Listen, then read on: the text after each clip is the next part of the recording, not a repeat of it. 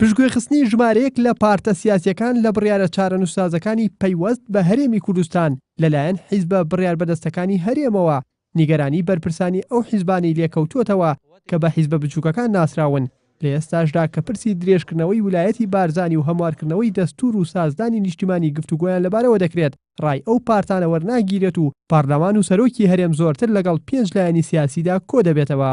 ڕاستیدا ڕەخنەمان لەم دۆخە هەیە لەبەرەوەی پێماوانیە بە تەنیا 5 حیزبی سیاسی لە کوردستان وجودیان هەیە بەڵکو هێز و لایەنی تری سیاسی هەن لە کوردستان کە هەڵوێستی خۆیان هەیە خەبات و تێکۆشان و قوربانیدانیان هەبووە و ئەکرێ پرسوڕایان پێ بکرێت لە مەسەلە هەستیارەکان و لە پرسەنەتەوەی و نیشتیمانیەکان بۆ ئەم مەبەستەش ئێمە دەستگا فەرمیەکانی هەرێمی کوردستان و پەیوەندیدارەکان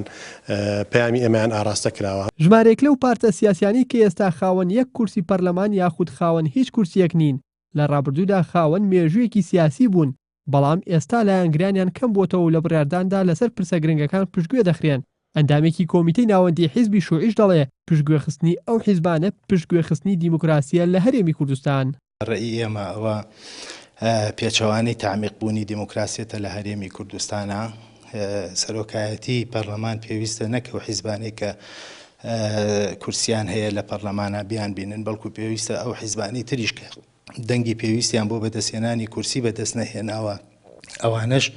خاوەنی جەماوەری خۆیانن و خاوەنی دەنگی خۆیانن کە پێویستە ڕێی ئەوانیش بە نەزەریاتیبار وەربگیرێ. لە هەرێمی کوردستاندا 18 پارتی سیاسی مۆڵەتی فەرمیان هەیە بەڵام تەنها 5 پارتیان لەسەر گۆڕەپانی سیاسی هەرێم کاریگەریان هەیە. لە ڕابردوودا سەرۆکایەتی هەرێم تەنها لەگەڵ سەرکردەی ئەو حیزبانەدا کۆبوونەتەوە. لە گفتوگۆکردن لەسەر پرسی دەستور و سەرۆکایەتی هەرێمیش وەفدی پەرلەمانی کوردستان سەردانی حیزبی سۆسیالیست و شووعی و زەحمەتکێشانی نەکرد.